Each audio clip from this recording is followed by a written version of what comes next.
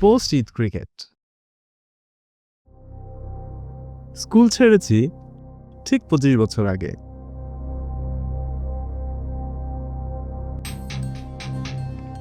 এখনো প্রতিটি ঈদের পরদিন সকালেই আমরা ভাগ হয়ে যাই দুই দলে, মুখোমুখি হই ক্রিকেট যুদ্ধে।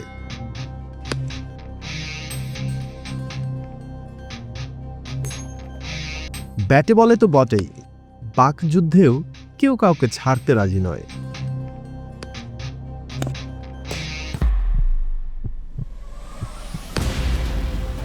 কেউ কেউ এই যুদ্ধের ময়দানেও নিরপেক্ষ থেকে চেষ্টা করে হার জিতের হিসেব নিকেশ ঠিকঠাক রাখতে।